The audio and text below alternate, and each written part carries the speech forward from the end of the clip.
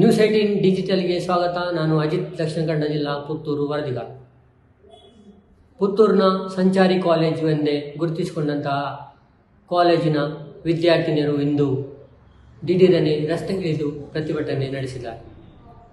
ಈ ವಿದ್ಯಾರ್ಥಿನಿಯರ ಪ್ರತಿಭಟನೆಗೆ ಕಾರಣವೇನು ಮತ್ತು ಈ ಕಾಲೇಜನ್ನು ಸಂಚಾರಿ ಕಾಲೇಜ್ ಎಂದು ಯಾಕೆ ಕರೆಯುತ್ತಾರೆ ಎನ್ನುವ ವರದಿಯನ್ನು ನೋಡುವ ಮೊದಲು ನಮ್ಮ ನ್ಯೂಸ್ 18 ಕನ್ನಡ ಫೇಸ್ಬುಕ್ ಖಾತೆ ಮತ್ತು ನಮ್ಮ ನ್ಯೂಸ್ 18 ಕನ್ನಡ ಇನ್ಸ್ಟಾಗ್ರಾಮ್ ಖಾತೆಯನ್ನು ಫಾಲೋ ಮಾಡಿ, ಲೈಕ್ ಬಟನ್ ಒತ್ತಿ.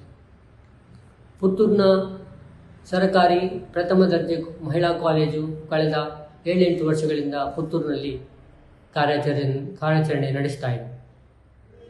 ಆದರೆ ಈ ಒಂದು ಕಾಲೇಜಿಗೆ ಸ್ವಂತ ಕಟ್ಟಡ ಇಲ್ಲದ ಕಾರಣಕ್ಕಾಗಿ ಪುತ್ತೂರಿನ ಹಳೆಯ ತಾಲೂಕು ಆಫೀಸ್ ಮತ್ತು ಹಳೆಯ AC ಆಫೀಸ್ನ ಕೆಲವು ಕೊಠಡಿಗಳನ್ನು ಬಳಸಿಕೊಂಡು ಈ ಕಾಲೇಜನ್ನು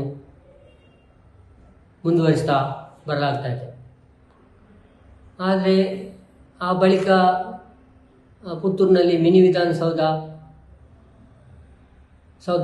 ಹೊಸ ಕಟ್ಟಡ ಆರಂಭವಾದ ಬಳಿಕ ಸರ್ಕಾರಿ ಎಲ್ಲ ಕಚೇರಿಗಳು ಮಿನಿ ವಿಧಾನಸೌಧಕ್ಕೆ ಶಿಫ್ಟ್ ಆದ ಕಾರಣಕ್ಕಾಗಿ ತಾಲೂಕು ಕಚೇರಿಯನ್ನು ಮತ್ತು ಹಳೆಯ ತಾಲೂಕು ಆಫೀಸನ್ನೇ ಮಹಿಳಾ ಕಾಲೇಜಾಗಿ ಪರಿವರ್ತಿಸಲಾಗಿತ್ತು ಮತ್ತು ಅದಕ್ಕೆ ಬೇಕಾದಂಥ ವ್ಯವಸ್ಥೆಯನ್ನು ಕೂಡ ಅಲ್ಲೇ ಮಾಡಲಾಗಿತ್ತು. ಪುತ್ತೂರಿನಲ್ಲಿ ಈ ಮಹಿಳಾ ಕಾಲೇಜು ಆರಂಭವಾಗುವ ಸಂದರ್ಭದಲ್ಲಿ ಈ ಕಾಲೇಜಿನಲ್ಲಿ ಸುಮಾರು 700 ವಿದ್ಯಾರ್ಥಿನಿಯರು ವಿದ್ಯಾಭ್ಯಾಸ ಮಾಡುತ್ತಿದ್ದರು. ಆದರೆ ಮೂಲಭೂತ ವ್ಯವಸ್ಥೆಗಳ ಕೊರತೆಯಿಂದಾಗಿ ಈ ಒಂದು ಕಾಲೇಜಿನಲ್ಲಿ ವಿದ್ಯಾರ್ಥಿನಿಯರ ಸಂಖ್ಯೆ ವರ್ಷದಿಂದ ವರ್ಷಕ್ಕೆ ಕಡಿಮೆ ಆಗ್ತಾ ಬಂದು ಇದೀಗ 500ರ ಗಡಿಯಲ್ಲಿ ದಾಟಿದೆ.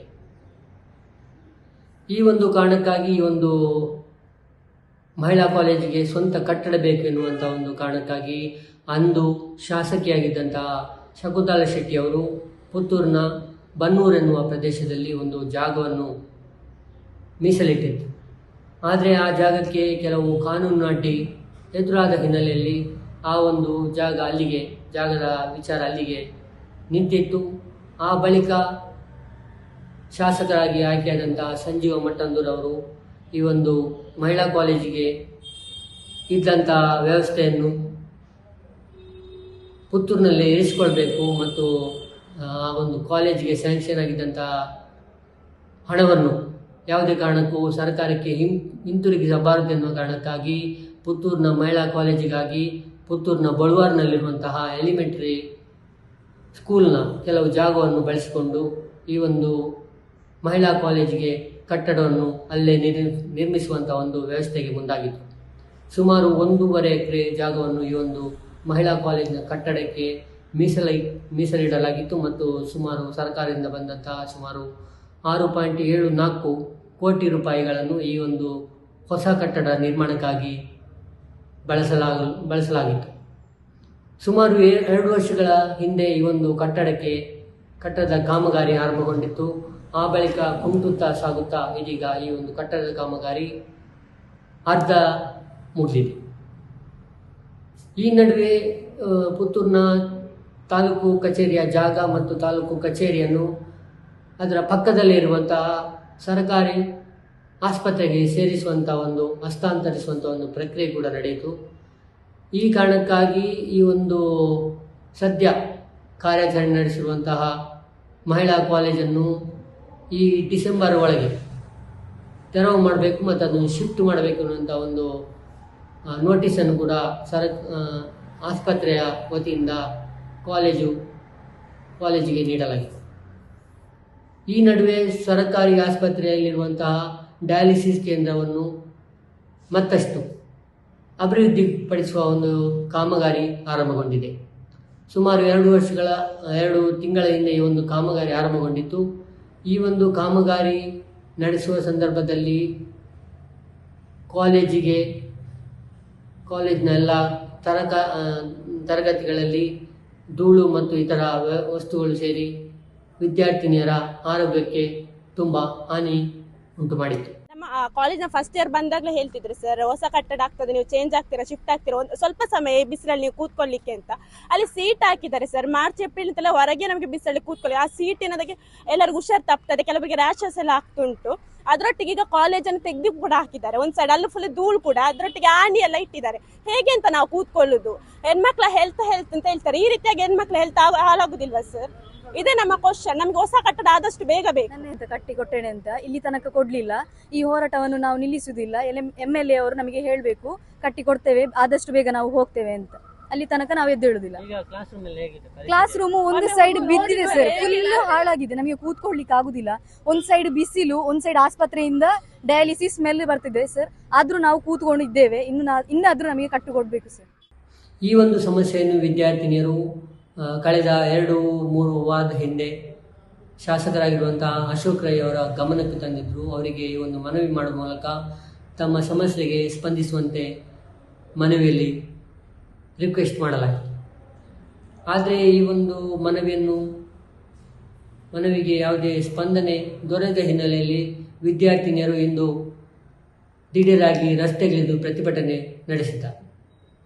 ವಿದ್ಯಾರ್ಥಿಗಳ ಪ್ರತಿಭಟನೆಗೆ ಮಾಜಿ ಶಾಸಕರಾಗಿರುವಂತಹ ಸಂಜೀವ ಮಟ್ಟಂದರು ಕೂಡ ಒಂದು ಸ್ಥಳಕ್ಕೆ ಭೇಟಿ ನೀಡಿ ಅವರಿಗೆ ಒಂದು ಬೆಂಬಲವನ್ನು ನೀಡುವಂಥ ಒಂದು ವ್ಯವಸ್ಥೆಯನ್ನು ಕೂಡ ಮಾಡಿತು. ಆ ಬಳಿಕ ವಿಷಯ ತಿಳಿದು ಸ್ಥಳಕ್ಕೆ ಆಗಮಿಸಿದಂತಹ ಶಾಸಕ ಅಶೋಕ್ ಕುಮಾರ್ ರೈ ವಿದ್ಯಾರ್ಥಿನಿಯರಿಗೆ ಪ್ರತಿಭಟನೆಯನ್ನು ಹಿಂಪಡೆಯುವಂತೆ ಮನವಿ ಮಾಡಿದ. ಅಲ್ಲದೆ ಕಾಮಗಾರಿ, ಈಗ ಸದ್ಯಕ್ಕೆ ನಡೆಯುವಂತಹ ಡಯಾಲಿಸಿಸ್ ಕೇಂದ್ರದ ಕಾಮಗಾರಿಯನ್ನು ರಾತ್ರಿ ವೇಳೆಯಲ್ಲಿ ಮಾಡ್ತೇವೆ, ಮತ್ತು ಆ ಬಳಿಕ ಹಗಲಿನಲ್ಲಿ ಯಾವ ರೀತಿ ಒಂದು ತರಗತಿಯನ್ನು ಶುಚಿತ್ವ ಮಾಡುವಂತಹ ಕೆಲಸವನ್ನು ಮಾಡ್ತೇವೆ ಎನ್ನುವ ಭರವಸೆಯನ್ನು ನೀಡಿದ್ದಾರೆ. ಈ ನಡುವೆ ಸ್ಥಳದಲ್ಲಿ ಉಪಸ್ಥಿತರಿದ್ದಂತಹ ಉಪನ್ಯಾಸಕರನ್ನು ಶಾಸಕರು ತರಾಟೆಗೆ ತೆಗೆದುಕೊಂಡಿದ್ದಾರೆ. ಇಷ್ಟೊಂದು ಸಮಸ್ಯೆಗಳಿರುವಾಗ ಈ ಒಂದು ಸಮಸ್ಯೆಯನ್ನು ತನ್ನ ಗಮನಕ್ಕೆ ಯಾಕೆ ತಂದಿಲ್ಲ ಎನ್ನುವಂಥ ಒಂದು ಪ್ರಶ್ನೆಯನ್ನು ಉಪನ್ಯಾಸಕರ ಮುಂದೆ ಶಾಸಕರು ಇಟ್ಟಿರುವಂಥದ್ದು. ಈ ಸಂದರ್ಭದಲ್ಲಿ ಉಪನ್ಯಾಸಕರು ತಮಗೆ ಈ ಬಗ್ಗೆ ಈಗಾಗಲೇ ಮನವಿಯನ್ನು ನೀಡಲಾಗಿದೆ ಮತ್ತು ಈ ಬಗ್ಗೆ ನೀವು ಯಾವುದೇ ಸ್ಪಂದನೆಯನ್ನು ನೀಡದ ಹಿನ್ನೆಲೆಯಲ್ಲಿ ವಿದ್ಯಾರ್ಥಿನಿಯರು ದಿಢೀರಾಗಿ ಪ್ರತಿಭಟನೆಗೆ ಮುಂದಾಗಿದ್ದಾರೆ ಎನ್ನುವಂಥ ಸ್ಪಷ್ಟನೆಯನ್ನು ಕೂಡ ನೀಡಿದ್ದಾರೆ. ಈ ನಡುವೆ ಉಪನ್ಯಾಸಕರು ಮತ್ತು ಶಾಸಕರ ಮಧ್ಯೆ ಒಂದು ವಾಗ್ವಾದ ಮತ್ತು ಒಂದು ಮಾತಿನ ಚಕಮಕಿ ಕೂಡ ನಡೆದಿದೆ. ಆ ಬಳಿಕ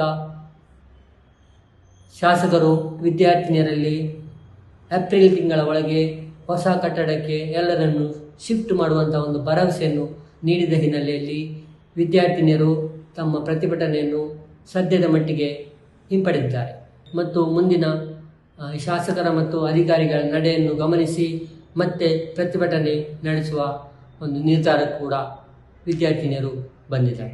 ನಿರ್ಭೀತ, ನಿಷ್ಪಕ್ಷಪಾತ, ವಿಶ್ವಾಸಾರ್ಹ ಸುದ್ದಿಗಳಿಗೆ ಮತ್ತೊಂದು ಹೆಸರಾಗಿರೋ News18 ಕನ್ನಡ ಈಗ ಆಪ್ನಲ್ಲೂ ಲಭ್ಯ ಇದೆ. ದಯವಿಟ್ಟು ಇಲ್ಲಿರೋ QR ಕೋಡ್ ಅನ್ನು ಸ್ಕ್ಯಾನ್ ಮಾಡಿಕೊಂಡು ಆಪ್ ಡೌನ್ಲೋಡ್ ಮಾಡೋದಕ್ಕೆ ಮರಿಬೇಡಿ. ನಿಮ್ಮ ಬೆಂಬಲ ಹೀಗೆ ಸದಾ ನಮ್ಮೊಂದಿಗಿರಲಿ. ಧನ್ಯವಾದ.